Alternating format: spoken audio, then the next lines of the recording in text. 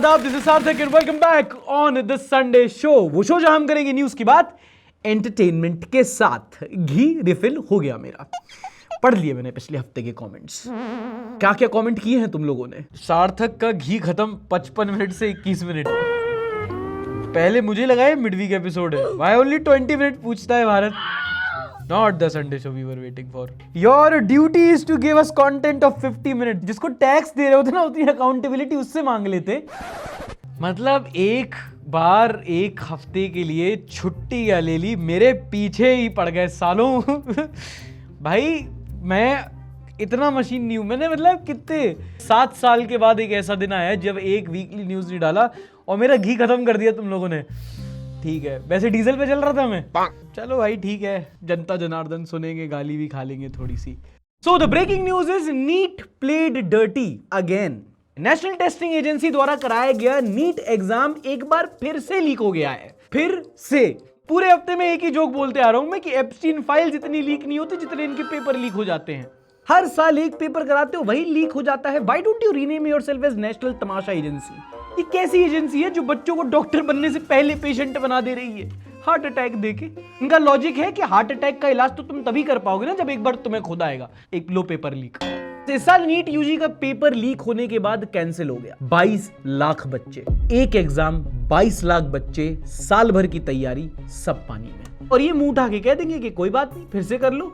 एक तो गुस्सा आ रहा है बट फिर हंसी आ रही है कि कैसा एग्जाम है जिसे क्लियर करने के लिए ना कंडक्ट करने के लिए अटेम्प्ट्स लग रहे हैं। तो अगर आप इस बारे में ज्यादा नहीं जानते, मेरी तरह थोड़े से ऑफ न्यूज थे इस हफ्ते, तो सुनो। 3 तारीख को एग्जाम हुआ, 22 लाख बच्चों ने एग्जाम दिया। 12 तारीख को एनटीए वाले आके कहते हैं कि मालिक गलती हो गई, वो एग्जाम था ना वो फिर लीक हो गया थोड़ा सा। Yes, this guy who looks like a mix between Sharad Pawar and Nitin Gadkari, ये एक केमिस्ट्री का प्रोफेसर था। एनटीए का जो पेपर सेटिंग कमेटी थी उसका मेंबर था। इनका पेपर लीक हुआ नहीं है, इनके खुद के बंदे ने पेपर लीक किया है। डिफरेंस है।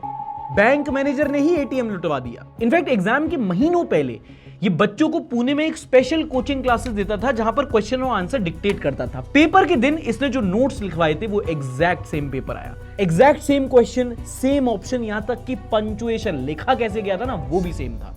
और झूठ बोल रहे हैं लोग कि पेपर लीक हुआ था, क्योंकि पेपर लीक चुपके से होता था, यहां मंडी लगी हुई थी। एक व्हाट्सएप ग्रुप था प्राइवेट माफिया, 400 लोगों का था, जिनको 1 से लेके 30 लाख रुपए तक में पेपर बेचा जा रहा था। और पेपर पिछली रात को लीक हो तो फिर भी कुछ बच्चों को फायदा होता है। यहां तो पेपर बेचा जा रहा था, जिसने खरीदा उसने आगे जाके एक को फॉरवर्ड किया, उसने ग्रुप में फॉरवर्ड कर दिया, किसी ने पूरे हॉस्टल के पास पेपर पहुंच गया। वहां पर एक बच्चे के पास पहुंचा, उसके पिताजी ने उनके कोचिंग टीचर से जब टेस्ट कराया तो पता कितनी सिमिलैरिटी मिली। उसके पास जो पेपर पहुंचा और जो असली में 3 तारीख को पेपर आया, बायोलॉजी के 90 में से 90 क्वेश्चन मैच हुए, सेम टू सेम। अबे चांद में भी दाग होता है, तुम पेपर में एक स्पेलिंग मिस्टेक नहीं कर पाए। उसके बाद प्रोसेस क्या हुई मेरे सामने आई है। किसी को पहले पता चला गया पेपर लीक हो गया तो उसने वो लोकल पुलिस को गया, फिर वहां से एनटीए को ईमेल किया, एनटीए ने आईबी को बताया, आईबी ने राजस्थान एसओजी को बताया, फिर सीबीआई एफआईआर। क्यों जानना चाहते हो तुम? यही चल रहा है। Don't expect me to be serious. This situation is laughable. And अब मजे की बात देखो, मीडिया से ज्यादा इस बारे में टीचर्स बात कर रहे हैं। अलग सर बोल रहे हैं सिस्टम कॉम्प्रोमाइज्ड है। It's you versus the system. तुम्हारी सिस्टम से लड़ाई, no, it's you with the system. भाई ये कैसी बेवकूफी की बात लिख रहे हो आप सोशल मीडिया पे अपने? कर ही दिया you versus system. It's a system that is compromised. एक टीचर बोल रहे हैं कि इंडियन आर्मी को प्रेजेंट होना चाहिए। अबे क्लिनिक में पोस्टिंग चाहिए, कारगिल में नहीं। बंगाल में विश्वास लाने के लिए हमने आर्मी को डिप्लॉय करा, क्या रीनीट में हम आर्मी को डिप्लॉय नहीं कर सकते? टीचर कह रहे हैं जो जिम्मेदार है उनको पकड़ो, उनको फांसी पे चढ़ा दो, उनका एनकाउंटर कर दो। क्या हो गया आप लोगों को यार? सिर्फ मतलब क्या एनकाउंटर, फांसी पे इलेक्शन टिकट क्यों नहीं दे सकते उनको? That uncle who told the police about the paper leak deserves a raise. Raghav Chadda is missing now. Raghav चड्डा की चड्डी में छेद हो गया है इस वक्त, तुम समझ नहीं रहे हो। राघव चड्डा का दिमाग खराब हो गया। राघव चड्डा कह रहे हैं कि पेपर लीक हो गया, अब मैं पेन के दाम पे कैसे बात करूं? कहां गए आप चड्डा साहब? आपकी चड्डी क्यों सिल गई? यही मांग उठा लो कि भैया 22 लाख बच्चों का जिंदगी बर्बाद हुई है, उनको 5-5 रुपए का पेन दी जाए एग्जाम सेंटर के बाहर। एनटीए बोलो पेंसिल पेंसिल, लो एग्जाम कैंसिल। और ये लोग गलती भी नहीं मान रहे। एक मंत्री का इंटरव्यू कह रहा, कौन सी बड़ी बात हो गई अगर पेपर लीक हो गया, दोबारा कर लो, 14 फिर से तुमको एडमिट कार्ड दे देंगे, फिर से कंडक्ट करा देंगे, फिर से करोड़ों रुपए। टैक्स पेयर का पैसा तुम्हारे बाप का है ना। गड़बड़ हुआ है तो निर्णय लेगा कि रद्द कर दी है, इसमें कोई बड़ी बात नहीं है। जहाँ भी गड़बड़ दिखाई देगा यहाँ उस सबको ठीक करने के लिए काम करेगी सरकार। और खान सर बिल्कुल सही कह रहे हैं कि इतने बच्चों के डायपर लीक नहीं होते जितने इनके पेपर लीक हो जाते हैं। एनटीए, नेशनल टेसू, वाह क्या बात है, नेशनल टेसू एजेंसी। टेसू तो मेरे पास बुंदेलखंडी का बहुत बढ़िया वर्ड होता है, टेसू। सोचो एनटीए की हालत कितनी खराब होगी कि ये हर साल इनका पेपर लीक हो जाता है। 2 साल में 3 डायरेक्टर बदल चुके हैं और वो एजेंसी जो एग्जाम करा के डॉक्टर बनाती है, अब डॉक्टर मिलके कह रहे हैं कि इनको डिसॉल्व करो, इनके कोई काम करिए, इनसे पेपर ही नहीं हो पाता। लिस्ट बताता हूं, 2021 में यूजी का पेपर हुआ जयपुर में लीक, फिर 2024 का पेपर हुआ वो पटना हजारीबाग में लीक हो गया, 2024 में नेट का पेपर हुआ वो एक दिन बाद कैंसिल हो गया, 24, 25, 26 इतना कंसिस्टेंट तो विराट कोहली नहीं है मालिक। एनटीए कैसी एजेंसी है, इससे अच्छी तो मेरे पास में गैस सिलेंडर वाली एजेंसी है, कम से कम उसका माल लीक तो नहीं होता। और प्रॉब्लम यहां पे सिर्फ एक एजेंसी की नहीं है, साल दर साल बड़े बड़े कॉम्पिटिटिव एग्जाम जिनकी बच्चों सालों तैयारी करते हैं, सारे पेपर लीक हो रहे हैं। Rajasthan REET 2022, Maharashtra Talathi Bharti 2023, Uttarakhand forest guard 2023, Bihar police constable 2024, UP police constable 2024, RPSC SI 2025, Madhya Pradesh patwari का एग्जाम, और list goes on and on and on. System में प्रॉब्लम नहीं है, सिस्टम ही प्रॉब्लम हो गया है। दाल में कुछ काला नहीं है, दाल ही मखनी है। अभी इनसे कुछ सवाल पूछोगे कैसे हुआ तो कहेंगे अरे अरे हम क्या बात, कौन से, एक तो पहली बात तो बड़ी बात नहीं है, और छोटी बात है तो कोई बात नहीं, हमारे अरेस्ट चल रहे, सीबीआई की जांच हो रही है, देखो हम तो समझ में आया कुछ तुम्हें मैंने क्या बोला? हाँ, मुझे इनका भी मुझे समझ में नहीं आया, और इनका ज्यादा पूछ भी नहीं सकते वरना सीधा 2.5 करोड़ रुपए का डिफेमेशन नोटिस देते हैं ये। नीतीश भाई के पास तो होंगे भी नहीं, मैं तो 2.5 लाख का। पैसों की कमी नहीं है मुझे, किसी से भी उधार ले लूंगा। और मैं फिर से कहूंगा एग्जाम लीक प्रॉब्लम नहीं है, प्रॉब्लम है द लैक ऑफ अकाउंटेबिलिटी। तो मैंने इतने पेपर के नाम गिना दिए, तो मुझे एक पेपर का नाम गिना दो जहां पे कार्रवाई हुई हो किसी के खिलाफ। एंड पीपल डोंट रियलाइज कि पेपर लीक कितनी बड़ी और सिस्टमैटिक प्रॉब्लम है। राजस्थान में सरकार गिर गई थी इसकी चक्कर में। It is so important, it is almost emotional. 70 साल का एक आदमी था जिसकी मां की ख्वाहिश थी कि अभी नीट का एग्जाम क्लियर करे, उसने एग्जाम दिया था। अब वो क्या बोले कि पेपर लीक हो गया। गोवा, लखीमपुर खीरी, आजादपुर, सिकार, यहां पे बच्चों ने सुसाइड कर लिया है, जान ले ली अपनी, क्योंकि पेपर लीक हो गया। वो इतने इन्वेस्टेड थे इसमें, और इन लोगों को कोई बड़ी बात नहीं लग रही है ना। बोल रहे हैं कि लड़कियां क्यों प्रोटेस्ट कर रही हैं, लड़कियों का क्या काम है प्रोटेस्ट करना। बेटियों को क्या जरूरत है सड़क पर आने के भाई, जब नारी शक्ति बंधन के लिए मोदी जी खड़े हैं। 4 रिस्पॉन्सेज आ रहे हैं इसमें, और 3 में तो इतनी गंदी गालियां हैं ना कि इससे पहले यूट्यूब खफा हो जाए। ऐसे लोगों को मंत्री बना के छोड़ा हुआ है हमने। जब से पेपर लीक हुआ है ना, 4 खबर आई है बच्चों की जिन्होंने अपनी जान ले ली, और ये तो वो है जो हमें पता है कि 22 लाख में से कितने फिजिकली और कितने मेंटली हार गए, इसका अंदाजा भी नहीं लगा सकते आप। खासकर हमारे देश में एग्जाम, हमारे देश में बहुत बच्चों की ना आखिरी उम्मीद होती है। मैं अपना भी नहीं बता रहा हूं, आपकी भी अपनी लाइफ में कितने दोस्त या रिश्तेदार होंगे जिनकी लाइफ में सब कुछ अनफेयर चल रहा है, पैसा नहीं है, घर टूटा फूटा है, माँ बाप की लड़ाई होती है, फिर भी लगे कि यार लाइफ में अगर सब अनफेयर है ना, लेकिन इतनी फाइट मारेंगे एग्जाम क्लियर कर लेंगे। उन पे क्या बीतेगी जब उन्हें पता चलेगा कि भाई एग्जाम भी अनफेयर है लाइफ में।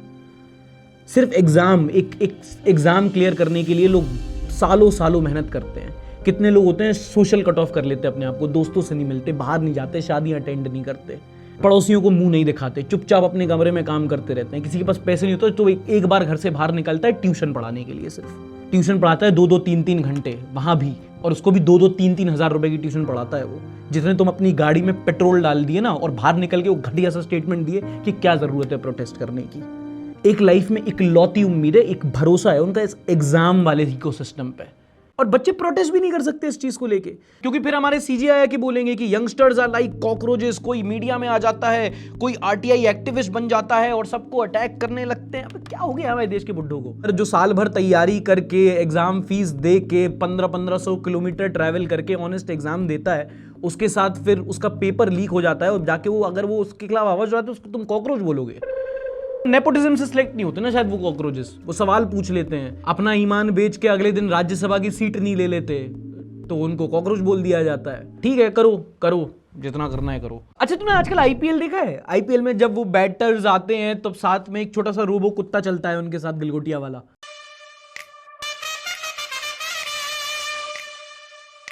और ये इकलौता ऐसा एग्जाम्पल नहीं है जहां पे इंसानों, कुत्तों जैसे दिखने वाले रोबोज अब हमारे बीच आ चुके हैं। इनसे मिलिए, ये है गाबी, दुनिया का पहला एआई पावर्ड रोबोट सन्यासी। What? To be very honest I did not see it coming. मुझे लग रहा था कि यार रोबो आएगा, मेड बन जाएगा, अकाउंटेंट बन जाएगा, ड्राइवर बन जाएगा, लेकिन सन्यासी बन जाएगा। एआई ने उसकी नौकरी खा ली जिसके पास थी भी नहीं। 4 फुट का रोबो है गाबी, जो अब सियोल के एक मंदिर का ऑफिशियल मेंबर है। पूरी सेरेमनी हुई, बुद्धिस्ट कपड़े पहनाए, हाथ जोड़े, मंत्र पढ़े गए और एक रोबो ने बुद्धिज्म अपनाया और कुछ वाउज लिए, वचन। First in my bloodline to use the term robo वचन। क्या क्या है इनके वचन? किसी जीव को नुकसान नहीं पहुंचाऊंगा, जीव के साथ किसी दूसरे रोबो को भी नुकसान नहीं पहुंचाऊंगा, ह्यूमंस की बात मानेगा और जवाब नहीं देगा, किसी को मिसलीड नहीं करेगा और 5वां सबसे इंपॉर्टेंट, ओवरचार्ज नहीं करेगा। वाह क्या लड़का है। I miss the days when चिट्टी used to be a fictional character, you know. And ठीक है, ओवरचार्ज करने वाला फेयर पॉइंट, बट मेरा डाउट है कि अगर इसकी बैटरी ड्रेन हो गई तो क्या ये मोक्ष प्राप्त कर लिया? कुछ भी। Doctor Strange saw 14 million possibilities, but this one wasn't among them. We got Buddhist robo before GTA 6. This is the Dalai Lama. This one steals the cake for me. AI उसकी भी नौकरी ले गया जिसके पास थी भी नहीं। कर्मचारी से लेके पुजारी तक की नौकरी चली गई। तुम सोचो सन्यासी का ये हाल है तो इंजीनियर्स का क्या होगा? साल अभी आधा ही हुआ है कि लगभग 1,30,000 नौकरियां ऑटोमेट हो चुकी हैं एआई से, और अभी तो आईपीएल भी खत्म नहीं हुआ। 26 में तो दुनिया खत्म है। चाचा, I want to admit I agree. पर एक और कॉन्ट्राडिक्टरी रिपोर्ट ये भी है कि लगभग 1 लाख नई जॉब्स क्रिएट भी हुई हैं। हाँ, नौकरी खत्म भी हो रही है, नौकरी क्रिएट भी हो गई है। उस सेंस में देखो तो एआई से एक ट्रांजिशन फेज चल रहा है। नौकरियां खत्म नहीं हो रही, बदल रही हैं। एंड आई नो अब आप बोलोगे कि हाँ एआई आ रहा है, हमारी जॉब जाएंगी, अपस्किल करना पड़ेगा, ये कोर्स सीखना पड़ेगा, अब तुम यही बातें करोगे। नहीं, मैं आपको प्रॉब्लम स्टेटमेंट बताने नहीं आया हूं, सॉल्यूशन बताने आया हूं। देखो, ऑब्वियसली एआई जॉब्स खा रहा है, ये सबको पता है। सॉल्यूशन क्या है उसका? क्या आप हर दूसरे हफ्ते कुछ ना कुछ नया मॉडल सीखते रहोगे? Chat GPT, Gemini, Claude, Grok, ये सब कब तक चलता रहेगा? कितना सीखते रहोगे? हर हफ्ते कोई नया एआई का अपडेट आ जाएगा, कब तक कैचअप करते रहोगे? अपडेट से बेटर है कि आप फंडामेंटल सीख लो। देखो, इस टाइम पे टेक्निकल फील्ड में ना एक ट्रांजिशन फेज चल रहा है। नौकरियां खत्म नहीं हो रही, बस एफिशिएंसी जो होती है ना वर्ड, उसके मायने बदल रहे हैं। एंड मेरा तो बहुत सिंपल है भाई, 50 बड़े बड़े अपडेट रटेंगे, फिर 50 और आ जाएंगे। कब तक फोमो में जिए? और ये बार बार अपडेट से बचना है तो बेस्ट है कि स्केलर से आप एआई के फंडामेंटल्स सीख लो। एआई के फंडामेंटल्स के लिए स्केलर्स ने कुछ प्रोग्राम्स डिजाइन किए हैं, और ये बेसिक्स और फंडामेंटल पे फोकस इसलिए ज्यादा है क्योंकि जब हम कहते हैं ना कि कंपनीज आगे जाके एआई को इंटीग्रेट करेंगी, मतलब वो अपना एआई से पूरा सिस्टम बनाएंगी। उसको मैनेज करने के लिए लोग होंगे, पर वो मैनेज तब कर पाएंगे जब उनको एआई के फंडामेंटल्स, बेसिक्स पता होंगे। ऐसी हजारों कंपनी से कंसल्ट करके स्केलर्स ने कुछ प्रोग्राम्स डिजाइन किए हैं। अब आप पूछोगे ये सब क्यों सीखना? देखो, ऐसे लोगों के पास ना स्किल सेट और मार्केट डिमांड का एक रोड मैप होता है। ये आपको हर दूसरे दिन एआई का कोई एडवांसमेंट नहीं बेच रहे हैं, ये बस आपको फंडामेंटल सिखा रहे हैं ताकि आगे जाके कोई नया एडवांसमेंट आए, कोई नई टेक्नोलॉजी आए तो आप उसे खुद समझ जाओ। एक बार एबीसीडी सीख गए तो सेंटेंसेस तो खुद ही बना लेंगे। बेसिकली एआई में कुछ नया बने और आप सीखो, से अप्रोच थोड़ा अलग है। आप कुछ सीखो और एआई में नया बनाओ। और इंसेप्शन का जमाना देखो, एआई की मदद से एआई सीख सकते हो। स्केलर में आपको एक एआई लर्निंग कंपेनियन मिलता है जो आपकी लर्निंग कर्व के हिसाब से आपको पर्सनलाइज गाइडेंस और अडैप्टिव फीडबैक देता है। इफ दैट साउंड्स इंटरेस्टिंग, जाओ इनका नया करिकुलम देखो और अपने आप को एआई में अपस्किल करो। एंड यू नो व्हाट, हमारे चैनल पे हम हमेशा पहले इस्तेमाल करें फिर विश्वास करें पे बिलीव करते हैं। तो जल्द ही एक फ्री लाइव मास्टर क्लास भी होने वाली है, जाओ और खुद देख लो। डिस्क्रिप्शन और पिन कमेंट में लिंक दे रखा है, जाके आप स्केलर के कोर्सेज चेकआउट कर सकते हो। Why our opposition are so incompetent, whether it is SRC और लेटेस्ट नीट पेपर लीक? यार, टू बी ऑनेस्ट मुझे भी नहीं पता। मैं एक पार्टी का बोल दूं, अगर मैं बोल दूं कि यार कांग्रेस पार्टी मुझे लगती है कि बहुत है ना ऑपोजिशन के लायक नहीं है, बहुत धीमी है, बहुत स्लो है, बहुत टूथलेस है, तो बाकी भी कोई आम आदमी पार्टी से कोई उम्मीद नहीं दिखती, वहाँ समाजवादी या कोई दूसरी कोई पार्टी नहीं लगती। ओवरऑल ऑपोजिशन ही ऐसी है, पता है। आधे ऑपोजिशन के लीडर उठ के इस टाइम पे बीजेपी में जा चुके हैं। बहुत होपलेस सी सिचुएशन लगती है इंडिया में ना, पता, जबकि एक बहुत अच्छी ऑपोजिशन पार्टी है। द प्रॉब्लम इज कि वो ऑपोजिशन पार्टी इस टाइम पे पावर में है। अगर इतने ही पेपर लीक कांग्रेस के टाइम पे होते और बीजेपी ऑपोजिशन में होती तो इस टाइम पे अमित शाह खुद कोटा के किसी चौराहे पे खड़े होकर प्रोटेस्ट कर रहे होते। राहुल गांधी तो मैं दिख रहे हैं कहीं भी आसपास। एंड जब मैं बोल रहा हूं ना सिस्टम, सिर्फ बात ही एग्जाम की नहीं है, पूरा सिस्टम कोलैप्स कर चुका है। विजय ने बोला जरूरत ही क्या है नीट की एग्जाम की, 12th के मार्क्स के हिसाब से उनकी सिलेक्शन करा दो। तो मालिक, बोर्ड एग्जाम में कौन सी फेयर चेकिंग हो रही है? सीबीएसई वालों का हाल सुना है? मेरे डीएम में सीबीएसई के बच्चे भरे हुए हैं कि भैया हमारी तो बहुत औसम चेकिंग हुई है, औसम चेकिंग हुई। मैंने कहा बढ़िया, अच्छी बात है, परेशान क्यों? बोल रहे नहीं खराब हुई है, नाम औसम है। दरअसल सीबीएसई एग्जाम में इस बार पहली बार OSM, ऑन स्क्रीन मार्किंग हुई। मतलब बच्चों ने जो एग्जाम शीट भरी उसको स्कैन करके कंप्यूटर पे अपलोड किया गया और टीचर ने उसके बेसिस पे उनकी मार्किंग करी और उसकी वजह से बच्चों का जो पासिंग परसेंटेज था वो बहुत गिर गया। बहुत बच्चे बोल रहे हैं जितना हमें मार्क्स आने चाहिए थे उतने आए नहीं, एवरेज परसेंटेज गिरा, कंपार्टमेंट्स बढ़ गई। क्यों? क्योंकि भाई ओल्ड क्लासिक प्रॉब्लम, आइडिया अच्छा है, इंप्लीमेंटेशन नहीं है। क्योंकि बच्चों की अलग अलग हैंडराइटिंग होती है, तो कोई पंक्चुएशन मार्क है, कोई कॉमा है, कोई फुल स्टॉप है, यहां वहां कहीं तो कैमरा कैप्चर ही नहीं कर पाया। खुद जो टीचर्स हैं जिन्होंने कॉपी चेक की उन्होंने बोला भैया हमारे पास ऐसी सी शीट आई है कि हमें खुद पता नहीं चला कि बच्चे ने क्या लिखा है, मार्किंग कैसे करें। तो अनाप शनाप मार्किंग हुई, बच्चों के मार्क्स बिगड़ गए। बहुत स्टूडेंट्स ने कंप्लेंट किया कि जितना उनका एक्सपेक्टेड मार्क्स थे उससे उनके कम आए हैं और ये सिस्टम एरर है। तो उन्होंने सीबीएसई से बोला कि आप इसके बारे में कुछ करो। तो सीबीएसई ने पहले तो बोला, तो सीबीएसई ने पहले इनका घी खत्म कर दिया, नहीं नहीं हमारा तो सब ठीक है, ट्रांसपेरेंट है, चिंता मत करो। तुम्हें लगता है तुम्हारा अच्छी तरीके से चेक नहीं हुआ, रीचेक करा लो। बस 500 रुपए वेरिफिकेशन के, वो 700 रुपए फोटो कॉपी के और हर क्वेश्चन के री एवेल्युएशन के हम 100 रुपए लेंगे। तो मतलब अगर 4 क्वेश्चन गलत हो तो 700 500 700 500 कितने होते हैं? 700 500 4000 होते हैं। 700 500 1200, 1200 और 4 1600, तो 1600 रुपए यहां दो, इनटू सब्जेक्ट मल्टीप्लाई कर लो। एजुकेशन में भी स्कैम है। आप कुछ भी पढ़ लो ना, मतलब मैं इतनी न्यूज़ खुद बताता हूँ आप लोग को। क्लाइमेट खराब है, पॉल्यूशन बहुत है, इंफ्रास्ट्रक्चर अच्छा नहीं है, इकोनॉमी खराब है, जीडीपी, डेवलपमेंट, हंगर, मतलब तुम देश के 500 प्रॉब्लम उठाओ, एक सॉल्यूशन कॉमन मिलेगा तुम्हें, एजुकेशन। अगर आवाम को एजुकेट किया जाए तो देश कई मायनों में तरक्की करता है और हमारे यहाँ एजुकेशन का ही डब्बा गोल है। नॉट टू फॉरगेट कितने सारे सिंगल टीचर स्कूल्स हैं जो बंद हो गए हैं, स्कूल एनरोलमेंट रेशियो ड्रॉप हो गया, दैट्स अ डिफरेंट स्टोरी। लेकिन आयरनी यहां भी मिस नहीं होती, भज्जर तरीके से एग्जाम कराया है और नाम रखा है awesome. The joke's on you। अगली खबर, जले पे नमक, 3 रुपए पेट्रोल और डीजल के दामों में भी इजाफा हो गया है क्योंकि वेस्ट एशिया क्राइसिस। स्टेटमेंट लगाना है ना मोदी जी का कि अगर हम चुन करके आएंगे तो 100 दिन में महंगाई कम करेंगे, कहा था ना।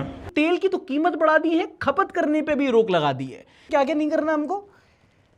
एक तो आप सवाल नहीं पूछना, हाँ, दूसरा गोल्ड नहीं खरीदना, फॉरेन ट्रैवल नहीं करना, वर्क फ्रॉम होम, नौकरी है, कंजम्पशन भी कम करना, अच्छा खाना भी नहीं खाना, सांस ले लें या उस पे भी एक टैक्स वैट लगा दो मेरी सांस पे, मैं जब जब डकार लूं मेरे को हार्ट अटैक आ जाए। सांस भी तो ले, साला सटायर ही नहीं बचा इस देश में करने को। सॉरी, मैं तो ये भी नहीं कह सकता, सांस पे टैक्स लगा रखा है इन लोगों ने। बाहर फॉरेन ट्रैवल मत करो, तब बोल रहे थे जब मैं था बाहर, कह रहे सोना मत खरीदो। वरुण ग्रोवर कहता है कि हाँ सोना ही तो मैं भंगार लेके जाऊंगा अपना तनिष्क पे, कि देख लो थोड़ा चूरा दे दो, थोड़ा है ना, ये अंगूठी मेरे को रगड़ दो बस यहाँ पे। सोना मत खरीदो, सोना उठना जीना आराम कर रखा है सर आपने, क्या खरीदे। But having said that, criticise करना देखो मेरा अधिकार है, पर मैं फॉलो पूरा कर रहा हूं। जब से आपने कहा है मैं गोल्ड नहीं खरीद रहा, सिर्फ क्लासिक, पूछ लो पनवाड़ी से। और इनकी पीआर ना इन लोग को क्लाउड कर चुकी है, इनको जनता का गुस्सा दिख नहीं रहा, तभी ये पीआर करने में लगे हैं। वो कह रहे हैं कि सुनो ज्यादा गाड़ी नहीं, तो किसी ने कहा कि आप अपने काफिले से कम करो, तो अब 2 गाड़ी के काफिले में घूम रहे हैं। किसी ने कहा अरे मोदी जी के नेतृत्व में कोई कारपूल कर रहा है, कोई पैदल पार्लियामेंट जा रहा है। इनकी पता नहीं कौन सी मैथमेटिक्स चल रही है, एक 4 पहिया कम करके 4 2 पहिया चला रहे हैं। एक दिन के लिए नो व्हीकल डे बन रहा है, वो थाली बजाओ वाली माइंडसेट ही नहीं जा रहा इन लोगों का। अब ये क्यों कहा गया है, उसका लॉजिक बड़ा सिंपल है कि भैया हम चीजें इंपोर्ट करते हैं, जो इंपोर्ट करते हैं उसको हम अपने डॉलर में पे करते हैं, हमारा फॉरेक्स रिजर्व कम होता है, जिससे हमारी इकोनॉमी वीक होती है, इन्फ्लेशन बढ़ता है। बट उसमें मत घुसो, क्योंकि ये कंडीशन तो ना पहले भी थी सरकारों के पास। पर अगर यही सिचुएशन थी पहले, तो वो स्पीचेस क्यों पहले? इस प्रकार से रुपया इतनी तेजी से गिर नहीं सकता। अरे नेपाल का रुपया नहीं गिरता है, बांग्लादेश की करेंसी नहीं गिरती है, पाकिस्तान की करेंसी नहीं गिरती, क्या कारण है? हिंदुस्तान का रुपया पतला होता जा रहा है। और ऐसा नहीं है कि मीडिया कवर नहीं करती कि पेट्रोल के प्राइस दाम हुए, कवर करती है जस्टिफाई करने के लिए। यूजुअली कहीं अगर पेट्रोल के दाम बढ़े तो पूछा जाए क्यों बढ़े, क्या हुआ, जनता की रात, ये चुपके से एक स्क्रिप्ट लेके आएंगे। देखो सुनो, ये पिछले 10 साल में जितनी बढ़ोतरी हुई है उसके 10 साल पहले की कितनी बढ़ोतरी हुई है मनमोहन के टाइम से, तो अगर आप परसेंटेज वाइज देखोगे तो अभी भी आपका कटा नहीं है। मतलब ठीक है छिल गया होगा, लेकिन आपका कटा नहीं है, वो तो तब का हो रहा था मालिक। तो ये 2004 का नंबर है जो आप इस वक्त देख रहे हैं। 2004 में आपको क्या दिख रहा है? 21 रुपए 74 पैसे। जो काले रंग से है वो है डीजल की कीमत। ये देखिए पेट्रोल की कीमत हरे में है और डीजल की कीमत काले में है। तो ये थी डीजल की कीमत और 33 रुपए 71 पैसे थी पेट्रोल की कीमत। अब ये जो वृद्धि हुई है, डीजल में 155.2% वृद्धि हुई और वहीं पेट्रोल में 114.4% वृद्धि हुई। आपके टैक्स के पैसे से एडवर्टाइजमेंट होती है, इनके चैनलों में इनको सैलरी जाती है, और ये आप ही के मुद्दे से आप ही को भटका रहे हैं, और इनको एक्सपोज करने के लिए हमारी वीडियो डिलीट हो जाती है। किसी ने बहुत सही कमेंट किया कि तुम लोगों को नींद कैसे आती है। मतलब ठीक है, अच्छा है, अपना सोसाइटी में होगा, हम तो बहुत बड़े एंकर हैं, बहुत बड़े चैनल के, जगह जगह सोशल मीडिया पे फॉलोअर्स हैं। कभी अपना कमेंट सेक्शन खोल के देख लो, तुम्हारे खुद के टीम के मेंबर, तुम्हारे खुद के प्रोड्यूसर, एडिटर तुम्हारी इज्जत नहीं करते होंगे। वो भी बेचारे कैसे भी करके काम कर रहे हैं, क्योंकि भैया जर्नलिज्म में हालत ऐसी हो गई है। 3 रुपए उस आदमी के लिए कितना मायने रखते हैं जो एक ठेला चलाता है, कहीं से अपना खुदरा में सामान लेके आके ठेले पे बेचता है। 3 रुपए बढ़ने से ना उसके घर में रोटियां कम बनेंगी। पर ठीक है, बड़े बड़े ग्राफिक्स के साथ काले कोट में झाल मुड़ी का स्वाद ही अलग है जी। झाल मुड़ी सिर्फ एक स्ट्रीट फूड नहीं है, ये एक इमोशन है। ये भाई साहब है यूपी के एजुकेशन मिनिस्टर योगेंद्र उपाध्याय जी। इनका एक वीडियो वायरल हुआ इस हफ्ते। हायर एजुकेशन की मट्टी मारने के बाद अब ये सीधा नर्सरी लेवल तक पहुंचे हैं। बोले हैं, rain rain go away, come again another day, little Johnny wants to flow. ये हमारी संस्कृति नहीं है, भले ही अंग्रेजी की कविता हो, हमारी संस्कृति में है पर्जन हिताय, स्वांतः सुखाय नहीं। ये कविता स्वांतः सुखाय बता रही है कि मेरा जॉनी खेलना चाहता है, इसलिए जो सर्वजन हिताय बारिश है वो चली जाए। अब तुम्हें समझ में आया कि पढ़ा लिखा आदमी आज की डेट में देश क्यों छोड़ना चाह रहा है। सर, हायर एजुकेशन मिनिस्टर होना मतलब हाई हो के बातें करना नहीं होता। Rain rain go away to brain brain go away. इस देश में बच्चों को मिड डे मील में चावल के साथ नमक खाना पड़ रहा है, और मिनिस्टर की टेंशन ये है कि जानी जानी सर्वजन हिताय की बात नहीं। अबे मुझे लगता था कि हमारे देश में धर्म, संस्कृति, कल्चर बहुत बड़ा है, बहुत विशाल है। नहीं है भाई, बहुत छोटा है। इन लोगों के अंडर हमारी संस्कृति सबसे ज्यादा खतरे में, क्योंकि नर्सरी की राइम से जो संस्कृति खतरे में आ जाए। अब यही है हमारे देश के नए एंटी नेशनल्स, अगली टूल किट। जॉनी है संस्कृति के खिलाफ, वो ट्विंकल ट्विंकल लिटिल स्टार ज्योतिष विद्या के खिलाफ। Humpty Dumpty set on a wall अराजकता फैला रहा है। और बाबा बाबा ब्लैक शीप, वो तो देश की अखंडता और संप्रभुता के खिलाफ कोई साजिश रच रहा है। नो बाबा बाबा ब्लैक शीप, ओनली बाबा भागेश्वर धाम। ओके, इलेक्शन अपडेट्स हो चुके हैं, नए सीएम बन चुके हैं, और उनके नए ऑर्डर्स और उनका आगे जाके स्टेट को लेके क्या विजन है वो भी सामने आ चुका है। स्टार्ट करते हैं वेस्ट बंगाल से, जहां पर बीजेपी के शुभेंदु अधिकारी वहां के अगले चीफ मिनिस्टर बने हैं। टीएमसी की एक बहुत फेमस स्कीम थी लक्ष्मी भंडार, जिसमें वो 1500 रुपए महिलाओं को उनके बैंक अकाउंट खाते में देते थे। बीजेपी ने उसका नाम बदलकर अन्नपूर्णा स्कीम कर दिया है, और अमाउंट भी 1500 से 3000 रुपए का कर दिया है। फिर एक बड़ा मुद्दा जिस पे चुनाव लड़ा था कि बांग्लादेश से जो बॉर्डर है वो फेंस नहीं है, इसलिए सिक्योरिटी एंड फेंसिंग के लिए बीएसएफ को जमीन दे दी गई है। टीएमसी कई सारी सेंटर की स्कीम्स के बेनिफिट बंगाल की जनता को नहीं लेने देती थी, तो अब वो इंटीग्रेट कर दिया गया है। और ममता गवर्नमेंट ने जिस सेंसस सर्कुलर को इग्नोर किया था, बीजेपी वालों ने बोला कि वही होगा। तो बंगाल के मैच में इनिंग्स ब्रेक अब हो गया है। अगली खबर है तमिलनाडु से। विजय ने तमिलनाडु में अपनी सरकार बना ली है, और आते ही साथ 2-3 बड़े फैसले लिए हैं। एक तो सरकारी इंप्लॉइज और टीचर्स के लिए 2% का डीए डियरनेस अलाउंस बढ़ा दिया है। स्कूल और मंदिरों के पास लगभग 700 शराब की दुकानें बंद करवा दी हैं, और एक नई स्कीम लॉन्च की है, सिंगापेन अथिराधी पढ़ाई, जो वुमेन सेफ्टी एंड सिक्योरिटी के लिए है। Basically drugs, women safety and alcohol, 3 चीजों पे पहले काम करने का सोचा है। केजरीवाल की तरह ये भी तमिलनाडु को ले डूबेगा, घुंगरू सेठ। मुझे ऐसा नहीं लगता, क्योंकि केजरीवाल और आम आदमी पार्टी का ग्रोथ कर्व बिल्कुल अलग था। ये साउथ की पॉलिटिक्स से थोड़ी अलग रहती है, यहाँ पे फैन फॉलोइंग बहुत होती है। This is his actual movie and all his movies were just trailers. अच्छा, कभी बीजेपी सीएम को देखा है ऐसे करते हुए? बस वो लोग बयानबाजी करते हैं बस। तो निकिता कंट्रोल, हेजिटेट। और लोग तो ऐसे बिहेव कर रहे हैं जैसे वो शिवाजी द बॉस में चलेगा और चलते चलते पूरा डेवलपमेंट हो जाएगा। 2030 तक तमिलनाडु को टेक्सास बना देगा ये। मीनवाइल यहाँ पर बाकी स्टेट्स के सीएम जहां फैसले ले रहे थे, केरला वाले अपने सीएम का ही फैसला ले पाए बस। पिनराई विजयन के बाद अब कांग्रेस पार्टी ने केरला में वीडी सतीसन को वहां का नया चीफ मिनिस्टर बनाया है। But these news I am not interested in. Let me talk about Bihar. Bihar के सीएम सम्राट चौधरी ने अपनी नई कैबिनेट चुन ली है, जिसके हेल्थ मिनिस्टर काफी चर्चा में है। हाँ, नीतीश कुमार के बेटे निशांत कुमार को वहां का नया हेल्थ मिनिस्टर बनाया गया है। परिवारवाद तो नो परिवारवाद। 32 मिनिस्टर की कैबिनेट बनाई है इन्होंने, जिसमें 15 है बीजेपी के, 13 मिनिस्टर हैं जेडीयू के, और बाकी 4 मिनिस्टर्स बची कुची 3 पार्टी से हैं। बट जो सबसे ज्यादा चर्चा में है वो है वहां के नए हेल्थ मिनिस्टर नीतीश कुमार के बेटे निशांत कुमार। ओह, यू डोंट रिमेंबर। ये वाली वीडियो देखी है? इतने सारे मीम्स बने ना इस हफ्ते ये कि वो ऐसे आ रहा है, पैर छू रहा है, घुटने छू रहा है, और घुटने के ऊपर पता नहीं क्या क्या मीम में ऐसे ही है। कोई क्या विश्वास नहीं हो रहा? कोई भी मीम देख लो जाके। ऐसा बिहारी मैं खुद शर्मिंदा हूं, मैं माफी मांगता हूं। मां कसम लालू से ज्यादा मजे देगा ये भाई। लोग खुश हो गए कि दीपिका मिले ना मिले, कंटेंट जरूर मिलेगा। देख रहे हो ये कैसे हेल्थ मिनिस्टर हो सकता है भाई? इसको खुद चेकअप की जरूरत है। नहीं, और ये कैसी कैबिनेट है बिहार वालों? है चीफ मिनिस्टर केसर का शौकीन है, हेल्थ मिनिस्टर जड़ी बूटी का। लेकिन दोस्तों उदास मत हो, इसमें भी एक सिल्वर लाइनिंग है। निशांत कुमार के होते हुए बिहार ड्राई स्टेट ही रहेगा, दारू तो नहीं बिकेगी वहां पे, जरूरत ही नहीं पड़ेगी ना। शेखर झा बोलते हैं बिहार पॉलिटिक्स को देख के कभी कभी लगता है मीम्स रियलिटी से इंस्पायर्ड नहीं होते, रियलिटी ही मीम से इंस्पायर्ड होती है। और क्या भाई, देयर इज नथिंग लाइक ये मूवी बना के ना जो गंगा जल और ये गैंग्स ऑफ वासेपुर, कुछ नहीं है ये।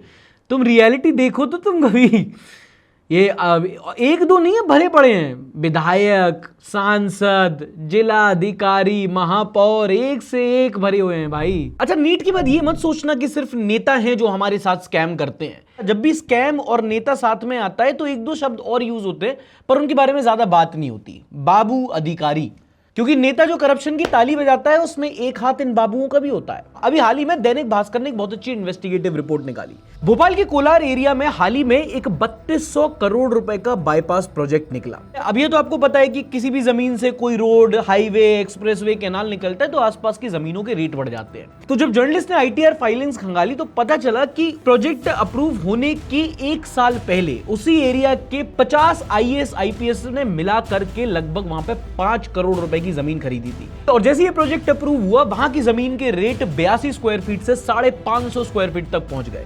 5 करोड़ की इनकी जमीन 12 गुना बढ़कर 60 करोड़ रुपए की हो गई। अभी कितना क्लास A करप्शन है। अब ये रूल्स में भी है, कोई भी अधिकारी और उनके फैमिली मेंबर इनसाइडर ट्रेडिंग नहीं कर सकते, फिर भी 1, 2, 3 नहीं 50 अधिकारियों ने मिलकर के स्कैम किया। एंड पता जोक क्या है कि ये लोग जब एग्जाम क्लियर करते हैं उसमें एक पेपर एथिक्स का होता है, और ये तो फिर भी सटल करप्शन था। हमारे यहां तो वैसे ही सरकारी नौकरी में ऊपरी कमाई को मोरली ठीक मानते हैं, लेकिन एक और ऐसा केस है जहां पर इन बाबुओं ने एथलीट्स के फंड के पैसे निकाल करके अपने आलीशान बंगलों में स्विमिंग पूल्स बनवाए हैं। इंडियन एक्सप्रेस की एक इन्वेस्टिगेटिव रिपोर्ट आई है, उसने एक्सपोज किया है कि 2021 से 2025 के बीच NSDA का 6 करोड़ से ज्यादा पैसा ब्यूरोक्रेट्स ने एथलीट्स की बजाय वो पैसा उन्होंने अपनी सोसाइटीज में स्विमिंग पूल और स्क्वाश कोर्ट्स में लगा दिया। नेशनल स्पोर्ट्स डेवलपमेंट फंड ये एक्सक्लूसिव फंड होता है जो इसलिए बनाया इसलिए जाता है ताकि एथलीट्स को फंड किया जा सके, ताकि अगले ओलंपिक्स में 1.5 अरब की आबादी वाला देश 0 गोल्ड मेडल लेके बेइज्जती नजर आए। This comment was deleted bye vote चोर। There's an ongoing competition between the judiciary, legislature and bureaucracy to see who is more corrupt in the country. Judiciary, legislature and bureaucracy. But the right answer is media. और ये पता एक दो नहीं है, ऐसी कई सारी रिपोर्ट आती है। Controller and auditor general of India होता है, उनमें कई सारे स्कैम्स निकलते हैं। एग्जाम्पल के लिए ये केस सुनो। अब तक इंदौर में 23 लोग मर चुके हैं। किस लिए? क्योंकि पीने वाले पानी में ह्यूमन वेस्ट यानी मल मूत्र मिला हुआ था। लेकिन कैसे? पाइप में लीक था और उस लीक के ऊपर टॉयलेट बना था। यह है 2019 की CAG रिपोर्ट। इस रिपोर्ट के हिसाब से इनके पास लीक कंट्रोल करने का कोई प्रोग्राम ही नहीं था, यहाँ तक कि लीक के फोटोज तक डाले हुए हैं। और ऐसा बिल्कुल नहीं है कि इनके पास पैसे की कमी है। ये देखो 300-400 करोड़ तो खर्च ही नहीं किए इन्होंने, लेकिन रिपोर्ट को आए 5 साल हो गए, कोई एक्शन नहीं लिया गया, जिसका नतीजा मध्य प्रदेश के 23 लोगों को अपनी जान गंवाकर चुकाना पड़ा। 1950s Congress had divide. What do you think? Will BJP will also divide in future like Congress? Both party rule the whole country for long time.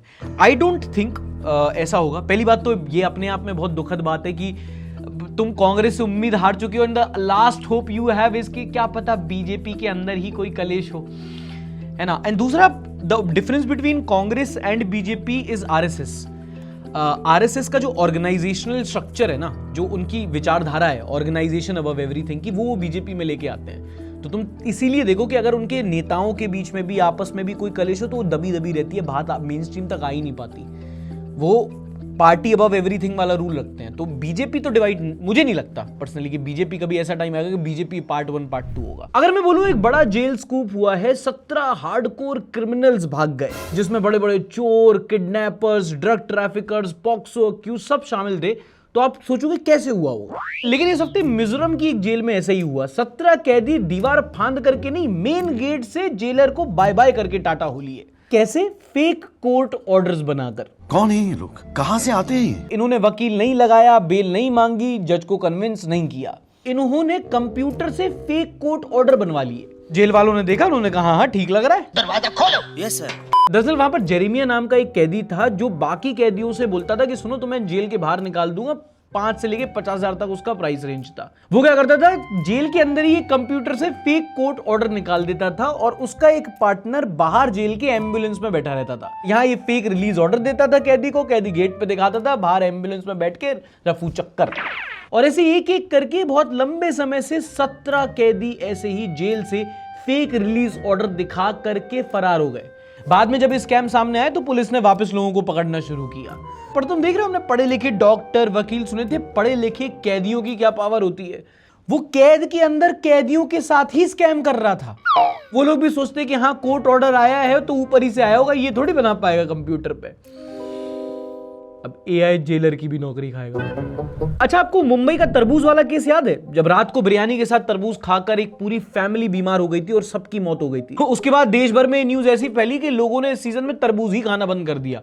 कई सारे तरबूज के व्यापारी हैं, ठेले वाले हैं, जो कह रहे हैं कि भाई साहब हम तो अब तरबूज से आम बेचने लगे क्योंकि तरबूज कोई खा ही नहीं रहा था। तब भी हम लोगों ने कवर किया था कि क्या फालतू की बात है, तरबूज खाने से कोई मरता थोड़ी है। फॉरेंसिक रिपोर्ट आई है जहां पोस्टमार्टम में पता चला है कि उनके खाने में जिंक फॉस्फाइड था। ये एक केमिकल है जो बहुत जानलेवा होता है। जिंक फॉस्फाइड चूहे मारने की दवाई में मिलाया जाता है, मतलब rat poison. Basically rat kill poison खाया था उन लोगों ने, जिसकी वजह से उनकी मौत हो गई। अब वो जहर कहां से आया, किसने मिलाया, ये नहीं पता। किस किसने अभी तक वाटरमेलन नहीं खाया? 3000 लाइक्स। मैं बोल रहा हूं लोगों ने इस सीजन में इस चक्कर में तरबूज नहीं खाया है। अच्छा, आपको याद हो हमने कुछ टाइम पहले बात की थी कि इंडिया में नए लेबर कोड्स इंप्लीमेंट होने वाले हैं, जिसको लेकर प्रोटेस्ट भी चल रहा था। तो फाइनली सरकार ने लगभग 29 लेबर कोड्स को मर्ज करके 4 नए लेबर कोड्स निकाले हैं। लेबर कोड्स मतलब सरकार की, सेंट्रल गवर्नमेंट की कुछ गाइडलाइंस, जिसके बेसिस पे स्टेट अपने यहां पर काम करने की गाइडलाइंस जारी कर सकता है कंपनीज को। तो गाइडलाइन सेंटर की होती है पर होता ये स्टेट सब्जेक्ट है। चेंजेस क्या क्या किए हैं, हाइलाइट्स क्या किए? एक तो जो गिग वर्कर्स हैं, जो ओला, उबर, जोमैटो, स्विगी में राइडर्स काम करते हैं, इनको सोशल सिक्योरिटी कोड में इंक्लूड किया गया है। कंपनीज को 40 साल से ऊपर के एम्प्लॉइज को कंपलसरी हेल्थ इंश्योरेंस दिलाना होगा। पहले 100 से ज्यादा वर्कर्स की अगर कोई फैक्ट्री है और उसमें ले ऑफ करना है तो गवर्नमेंट की परमिशन चाहिए होती थी। अब उसी नंबर को 3 गुना बढ़ा दिया गया है। 300 से ज्यादा अगर कोई वर्कर्स हैं किसी कंपनी में तो उनको नोटिफिकेशन देनी पड़ेगी, वरना लोग ले ऑफ कर सकते हैं। और बेसिक सैलरी सीटीसी का 50% होना चाहिए। लेकिन मेजर डिफरेंस है कि पहले 8 घंटे की शिफ्ट होती थी, अब उसको बढ़ाकर के 12 घंटे की शिफ्ट हो सकती है। बट हफ्ते भर के टोटल वर्किंग आवर्स 48 होंगे। उसके ऊपर अगर एम्प्लॉयर काम कराता है तो उसको ओवरटाइम देना होगा। लेकिन जो मेन पॉइंट था प्रोटेस्ट का, मजदूर लोग कह रहे थे कि 26,000 रुपए की एक मिनिमम वेज इंप्लीमेंट की जाए, जो अभी नए लेबर कोड्स में नहीं है। ये सब रूल्स हैं जो सरकार ने जॉब मार्केट के लिए सेट किए हैं आइडियली, वरना ये बातें तो फिर सुनने के लिए अच्छी होती हैं, प्रैक्टिकल नहीं। यहाँ पे लोगों को मिनिमम छोड़ो, वेज ही नहीं मिल रहा। जॉब सिक्योरिटी आजकल जियो की नेटवर्क की तरह हो गई है, कब आए कब चली जाए पता ही नहीं। अब हर साल हमारे देश में एनसीआरबी की एक रिपोर्ट आती है जो बताती है कि देश में कितने क्राइम हुए, कितने लोगों की जान गई, कितने एक्सीडेंट हुए। वो सारा डेटा वो कंपाइल करके लिस्ट निकालते हैं। अच्छा, अमूमन इस डेटा को पढ़ने में, कंपाइल करने में टाइम लगता है, तो 1-2 साल पीछे का दिया जाता है। अभी 2024 का डेटा आया। मेजर उसके पॉइंट्स क्या रहे? ओवरऑल क्राइम 6% से कम हो गया। कॉग्निजेबल ऑफेंसेस जो है वो 6% कम हुए, क्योंकि अभी जो बीएनएस मतलब भारतीय न्याय संहिता बनी थी उसमें जो छोटे मोटे पेटी क्राइम्स होते हैं उनको कॉग्निजेबल कैटेगरी में नहीं डाला गया था। क्राइम अगेंस्ट वुमेन 1.5% से कम हुआ है, लेकिन उसमें अभी भी 42% हिस्सा है क्रूएलिटी बाय हस्बैंड। मतलब अगर 100 औरतें पुलिस स्टेशन में जाती हैं कि मेरे को बुरी तरीके से पीटा गया है, तो 42 में पीटने वाला पति ही होता है। ड्रग ओवरडोज से मौतें 50% से बढ़ गई हैं। मतलब इंडिया में ड्रग की प्रॉब्लम भी बढ़ रही है, और इसीलिए तमिलनाडु में विजय की सरकार ने वो फैसला लिया। Just connecting the dots. 1,70,746 आत्महत्या के केसेस रिकॉर्ड हुए हैं। साइबर क्राइम लगभग 17% से बढ़ गया है। No brainer. अगर आप सेफेस्ट और अनसेफ सिटी की बात करो तो क्राइम रेट के मामले में दिल्ली देश का सबसे टॉप कहें या वर्स्ट कहें, एक ही कैटेगरी है, दिल्ली का नाम आता है। दिल्ली में हाईएस्ट है, ऐसी लोएस्ट क्राइम रेट है in the state of Nagaland. और भी कई सारे हाइलाइट्स हैं, अगर आपको पूरा पढ़ना है तो एनसीआरबी की रिपोर्ट का लिंक डिस्क्रिप्शन में दे रखा है, जाओ पढ़ लो। अच्छा है, काफी कुछ सीखने को, समझने को मिल जाता है। Lol trying getting an FIR registered in UP first for any crime then we'll talk. के साहब भाई तुम्हारी FIR ही रजिस्टर नहीं हुई। एक तरीका ये भी होता है कि क्राइम तभी रजिस्टर होता है जब वो रिपोर्ट होता है। अगर पुलिस वाले FIR ही नहीं दर्ज करेंगे तो क्राइम ही नहीं हुआ। मेरे 2-3-4 नोन में हो चुका है कि आप कभी भी पुलिस में FIR लिखवाने जाओ तो पहली कोशिश होती है कि FIR ना लिखी जाए, या तो सुलह कर ली जाए, या तो राजीनामा साइन हो जाए, या तो आपको उससे थोड़ा टाइम मांग लिया जाए, या तो आपसे कुछ सबूत मांग लिया जाए। बट पुलिस वाले चाहते हैं कि भाई FIR ना लिखी जाए, क्योंकि FIR लिखी जाएगी तो चार्जशीट फाइल करनी पड़ेगी, उसमें काम होता है, फिर उनके स्टेशन के अपने बेंचमार्क भी होते हैं, वो डिस्टर्ब होते हैं। तो ये सब नुआंसेस हैं। However, an outlier is Uttar Pradesh. UP में क्राइम रेट कम हुआ है। अब आप उसको बुलडोजर एक्शन चाहे जो कहना कह लो, but from personal experience, data पे मत मानो, आपको यूपी के इंसान से ही पूछो, वो आपको बताएगा कि हाँ, compare to past governments UP में लॉ एंड ऑर्डर की सिचुएशन तो इंप्रूव हुई है। ये एक ऐसा क्रेडिट है जो योगी आदित्यनाथ से कोई नहीं ले सकता। यार का नेम चला बेबी। ये अगली बड़ी खबर आई इस हफ्ते यूपी से, जहां पे एक भारी साइक्लोन आया। साइक्लोन मतलब समझ रहे ना, वो hot air rises up, cold air आती है, वेस्टर्न डिस्टर्बेंसेस के होते हैं, भवंडर आता है जिसको हिंदी में कहते हैं। इतना ज्यादा तेज था कि 20-23 डिस्ट्रिक्ट है यूपी के जहां पे बहुत ज्यादा तबाही हुई है, कई सारा जान माल के नुकसान हुए, कितने पेड़ गिरे, कितनों के घर टूटे और 100 से ज्यादा लोगों की जान चली गई। एक वीडियो वायरल हुई है बड़ी फेमस, उसमें आदमी टीन शर्ट पकड़ता है, टीन शर्ट ही उड़ जाता है और आदमी ऐसे फेंकता है जैसे बॉल की तरह, रोहित शर्मा ने पुल शॉट खेल दिया हो। थैंकफुली वो बच गया। जब वहां पुतिन ने लेटर लिखा कि इंडिया में साइक्लोन से 100 से ज्यादा लोगों की मौत हुई, मैं कंडोलेंसेस देना चाहता हूं प्राइम मिनिस्टर को, तब हमारी मीडिया की आंख खुली कि क्या 100 लोग मर गए। अरे रुको, लव जिहाद वाली स्टोरी देखो, झालमुड़ी खिलाओ, झालमुड़ी। झालमुड़ी सिर्फ एक स्ट्रीट फूड नहीं है, ये एक इमोशन है। ये What can we do to implant civic sense and social accountability to people of a country? Because after PM's appeals to not overuse petrol, diesel, that petrol pumps are loaded with people, this selfishness on its peak. No, Mayank Kumar Chaudhary. मुझे समझ में नहीं आता accountability हर बार लोगों की क्यों होती है कि लोग ही सेल्फलेस हैं, लोग ही ऐसा नहीं कर रहे। भाई कितना, मतलब पूरे देश की बचाने की जिम्मेदारी मेरी, मतलब मैं काम भी करूं, मेहनत भी करूं, ईमानदारी से टैक्स भी दूं, सब करूं और फिर देश भी मैं ही बचाता घूमूं। तो सरकार किस लिए चुनी हम लोगों ने? यूपी के चित्रकूट में मंदिरों में बहुत चोरियां हो रही थी। कभी दान पेटी से कुछ चोरी हो जाए, कभी मूर्तियां, कभी आभूषण। जब पुलिस ने जांच की तो बाबर शाह नाम का चोर पकड़ा गया। ये बाबर, इनका मास्टरमाइंड कौन है? अभी ट्वीट करता हूं। क्या मतलब? मास्टरमाइंड का नाम विजय शुक्ला है? अरे बाप रे, ये खेला है। जब बाबर की बॉस विजय से पूछताछ की गई कि तुम इससे चोरी क्यों कराते हो, तो विजय भाई साहब बोले कि देखिए मैं एक धार्मिक आदमी, मैं चोरी नहीं करता पर करवा तो सकता हूं। विजय भाई इतना कट्टर हिंदू, क्योंकि पाप न लगे इसलिए मंदिरों में मुसलमान से चोरी करवाता था। इतने तेजस्वी लोग हैं हमारे पास। चोरी भी धार्मिक तरीके से हो रही है, यही तो है अच्छे दिन। भाई देखना, एक टाइम आएगा चोर भी फ्रीलांस पे लिस्ट होंगे, उनमें उनकी पूरी प्रोफाइलिंग होगी, गेटअप क्या होता है, हिंदू चोर है, मुस्लिम चोर है, या हिंदू है मुस्लिम से चोरी कराता है। हाई सक्सेस रेट के लिए मुहूर्त निकलता है पहले, और हमारे यहाँ के चोर मंगलवार को चोरी नहीं करते। भगवान को भी उल्लू बना दिया। इसको कहते हैं हिंदू मुस्लिम एकता, बाकी सब तो मोह माया है। यहाँ ईमानदारी चलता बाबू, ना तो घरे जाके सुत्ती बाबू। That's just outsourcing. You guys just don't understand the capitalist mindset. That's hustle. तुम्हें पता है कि अगर चोरी ज्यादा हो जाती है तो बाबर भाई को बोनस भी मिलता है? ये नहीं बताया होगा इन लोगों ने तुमको। लोग इसके बारे में इसलिए बात नहीं कर रहे क्योंकि एक सेक्युलर क्राइम है ये। अच्छा ये बताओ, आप में से शादीशुदा कितने लोग हैं?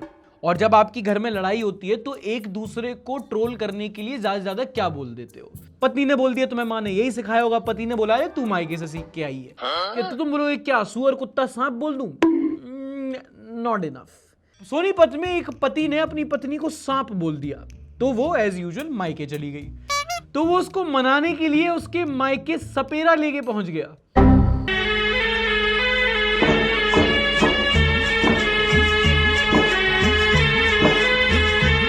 मैंने सांप को डसते देखा है, चप्पल मारते भी देखूंगा अब। Jokes on him, the mother in law came out first. The kind of husband that's probably gonna end up in a blue drum. *_ma. It's funny to make fun of a man's death, no? Feminist होगी आप? Bro, you have got the guts. One snake wasn't enough. You are messing with the snake family now. वो कौन सी movie थी जिसमें सांप इच्छाधारी बन जाती है? मनीषा कोइराला? जानी दुश्मन। जानी दुश्मन। ये अपनी मौत को बुला रहा है। बात तो सही है। Sense of humor 10 on 10. Basic common sense to stay alive not available. यार देखो कूल तो है भाई, सांप लेके चला गया। अब देखो बहुत एक्सट्रीम पे ले गया, या तो पत्नी गुस्सा होकर डिवोर्स फाइल कर सकती है या हंस के माफ भी तो कर सकती है। Good joke, like appreciate the humour no. सही पकड़े हैं। एंड आई नो बहुत सारी नेगेटिव न्यूज हैं, कहीं पे पेपर लीक हो रहा है, कहीं पेट्रोल के दाम बढ़ रहे हैं, कहीं पे मीडिया ईमान बेच दे, पर प्रथा अनुसार जैसा खराब है कुछ अच्छा भी होता है। डिस्कस करते हैं। पहली खबर है इस चिड़िया को लेकर, नाम है इसका द ग्रेटर एड्जुटेंट स्टॉर्क, हरगिल्ला कहते हैं असम में। लेकिन असम में ना एक प्रॉब्लम थी, वहां पे एक अंधविश्वास था कि ये चिड़िया जहां होती है ये बैड ओमेन लेके आती है, अशुभ होती है, तो वहां के लोगों ने उसको मारना शुरू कर दिया। अच्छी खासी भरी आबादी वाली स्पीशीज पहले इंडेंजर हुई और फिर एक्सटिंक्ट होने पे आ गई। 2007 में हालत इतनी खराब हो गई थी कि इनका नंबर सिर्फ 450 बचा था। तब असम की कुछ महिलाएं आई, उन्होंने हरगिला आर्मी बनाई। पूर्णिमा देवी बर्मन के अंडर एक कंजर्वेशन मिशन स्टार्ट हुआ, कुछ प्रोटेक्शन ड्राइव की, लोकल लोगों को एजुकेट किया, उनके लिए अवेयरनेस कैंपेन चलाया और हरगिला थीम साड़ीज बनाना शुरू किया, जिससे वहां के लोकल लोगों को एम्प्लॉयमेंट मिला। और आज कुछ समझदार औरतों की वजह से इस चिड़िया की आबादी बढ़कर 2000 के करीब पहुंच चुकी है। ये होता है जब कोई इंडिविजुअल कम्युनिटी लेवल पे काम होता है, और यही अगर अच्छे स्टेप्स कोई ब्यूरोक्रेट उठाने लगे तो वही होता है जो तेलंगाना की गवर्नमेंट स्कूल्स में हुआ। हम लोग में से ज्यादा लोग पता है एस्ट्रोनॉट, साइंटिस्ट, स्पेस एक्सप्लोरर्स या एस्ट्रोफिजिसिस्ट नहीं बन पाते। पता है क्यों? ऑब्वियसली हम में से ज्यादातर लोगों के पास उतने पैसे नहीं है और कुछ लोग उतने समझदार नहीं है, और एक रीजन ये भी है कि हमारे एजुकेशन सिस्टम में इन सारे कॉन्सेप्ट से इंट्रोड्यूस होना भी ना एक प्रिविलेज रहा है। हम में से कितने लोगों ने स्कूल में एस्ट्रोफिजिक्स के बारे में पढ़ा है? कुछ लोग को अच्छे टीचर नसीब हो गए तो उन्होंने बता दिया, वरना रट्टाफिकेशन वाला सिस्टम चला है। पर कभी कभी छोटे स्टेप्स बड़े बन जाते हैं। तेलंगाना के आदिलाबाद के कलेक्टर हैं राजश्री शाह, इन्होंने एक अच्छी मुहिम चलाई। इन्होंने कहा कि हमारे जितने भी गवर्नमेंट स्कूल है ना, हमारे डिस्ट्रिक्ट के हर स्कूल में एक टेलीस्कोप हो और एक एस्ट्रोनॉमी लैब हो। स्कूल्स के पास इतना पैसा तो होता ही है कि वो एक कंप्यूटर लैब में 50 कंप्यूटर रखें, तो एक टेलीस्कोप तो रख ही सकते हैं। पर इससे जो छोटा सा बच्चा है ना, जो 5 या 6 साल की उम्र में एक बार भी टेलीस्कोप से इंट्रोड्यूस हो गया, उसने मैग्नीफाइंग लेंस से बड़े तारे देख लिए, उसने एस्ट्रोनॉमी लैब्स में कुछ कॉन्सेप्ट समझ लिया एस्ट्रोफिजिक्स के, तो चांसेस आर उस छोटे से डिस्ट्रिक्ट से भी एक साइंटिस्ट, एक जीनियस निकल सकता है। क्यों? क्योंकि उसके डिस्ट्रिक्ट कलेक्टर ने दूरदर्शिता रखी और बच्चों को इन कॉन्सेप्ट से इंट्रोड्यूस कराया। बहुत बहुत छोटा सा माइक्रो स्टेप है with a macro impact. Ravan कहाँ के थे? रावण कहाँ के थे मैं नाम नहीं बताऊंगा, गूगल कर लेना। लंका। लंका है ना, लंका जो तुम्हारी असम वालों ने लगा दी थी। अब आपको हैरानी हो जाएगी, आपके ऑडियंस को भी हैरान हो जाएगी। रावण का जन्म नोएडा में हुआ था। नूका कह रहा हूं। अब मुझे कमेंट पढ़ने हैं इसके।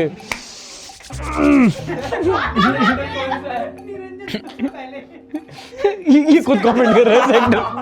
नाम नहीं बताऊंगा, याहू कर लेना। इन्फोसिस में जॉब करता था, TCS। रावण के रथ में 26 इंच चला।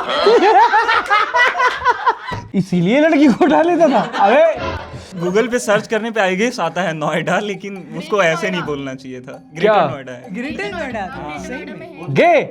ग्रेटेस्ट नोएडा।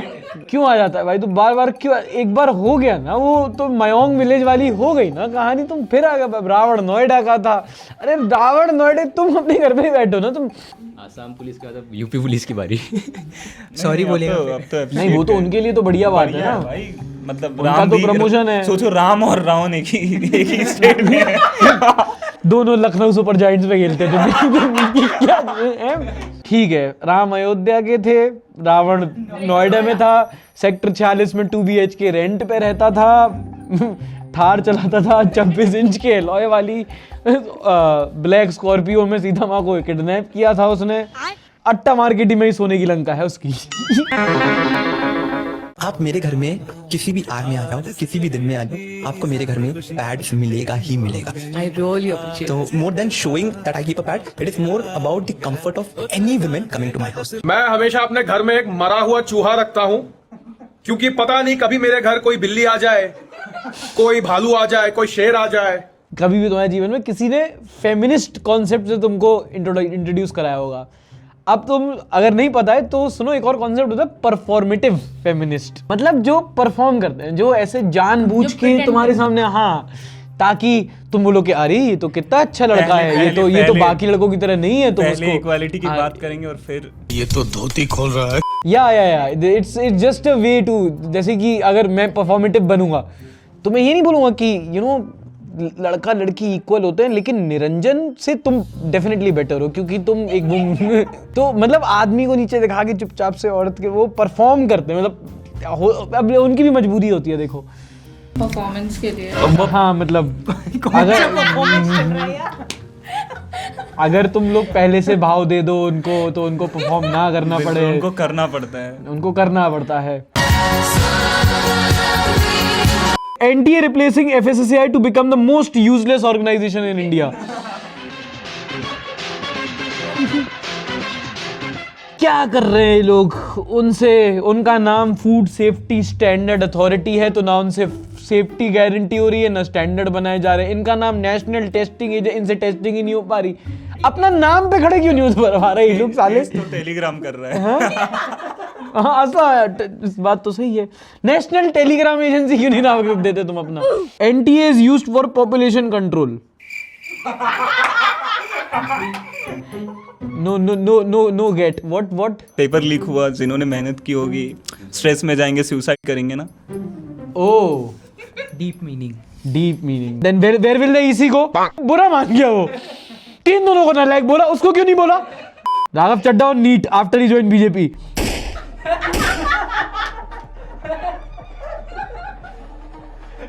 भाई तो कोई रिस्पॉन्स ही नहीं दे रहा।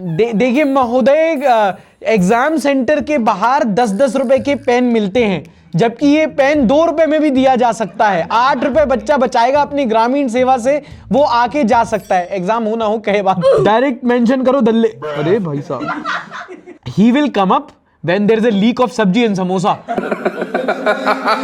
Bihar health minister in my feed.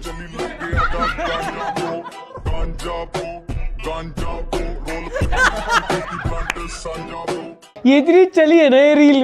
अब जिनको नहीं पता है तो नीतीश कुमार जो बिहार के पूर्व मुख्यमंत्री थे, उनके जो बेटे हैं निशांत कुमार, उनको बिहार का हेल्थ मिनिस्टर बनाया गया है। जब वो हेल्थ मिनिस्टर बने 99% लोगों ने उससे पहले उनका तस्वीर छोड़ो नाम तक नहीं सुना था। बाद में आया कि हाँ ये हमारे बिहार के नए हेल्थ मिनिस्टर हैं, जिनकी खुद की हेल्थ को एडमिनिस्टर करने की जरूरत है। वो अब बिहार के हेल्थ मिनिस्टर हैं। और इतना इनोसेंटली एक्ट करता है, बहुत इनोसेंटली एक्ट करता है। अभी जस्ट पूछे थे ना कि मतलब आप क्या करोगे, तो अभी तो आए हैं, अभी पता करेंगे, देखेंगे कैसे काम होता है उसके बाद। और उससे भी पहले वो नहीं, जब बीजेपी जीती थी तो उसके बाद बोल रहे थे कि नीतीश कुमार को नहीं बनाएंगे CM, तो कह रहा अमित अंकल तो अभी बोले थे। पक्ष के लोग कह रहे हैं कि चुनाव के बाद नीतीश कुमार को मुख्यमंत्री भाजपा नहीं बनाएगी। क्यों नहीं बनाएगी? अभी अमित अंकल बोल के गए हैं कि CM बनेंगे पिताजी। तो दोस्तों ये था इस हफ्ते का एपिसोड। आई नो आपको थोड़ा स्विच अजीब लगा होगा कि अरे पहले शर्ट में आया, फिर टी शर्ट में आया, फिर शर्ट में आ गया, ये अलग अलग क्यों? क्योंकि अलग अलग अब होने वाला है। कई लोग बोल रहे थे कि हमें मीम रिव्यू देखना है पर हम मेंबरशिप नहीं लेते, तो हमने कहा चलो ठीक है, मीम रिव्यू का जो सेगमेंट है हमने उसका एक अलग से चैनल बना दिया है पूरा। अगर आप सर्च करोगे सार्थक रिएक्ट्स, हाँ एक नया चैनल जहां पे हम सिर्फ मीम रिव्यू अपलोड करेंगे, वो भी एब्सोल्युटली फ्री। मेंबर्स के लिए BTS लाइव स्ट्रीम्स कंटिन्यू रहेंगी। एक और कुछ चीज स्पेशल है जो अभी प्लान कर रहे हैं, जब आएंगे पता लग जाएगा। तो रिएक्ट चैनल को सब्सक्राइब कर सकते हो। ये एपिसोड अच्छा लगा हो तो शेयर करने से पहले लाइक करना मत भूलना। नहीं पसंद आया, आई अंडरस्टैंड, डिसलाइक भी कर सकते हो। I see you in the next episode. Till then tata bye bye, take care and don't forget to like, subscribe and share. And you know what, हमारे चैनल पे हम हमेशा पहले इस्तेमाल करें फिर विश्वास करें पे बिलीव करते हैं। तो जल्द ही एक फ्री लाइव मास्टर क्लास भी होने वाली है, जाओ और खुद देख लो। डिस्क्रिप्शन और पिन कमेंट में लिंक दे रखा है, जाके आप स्केलर के कोर्सेज चेकआउट कर सकते हो।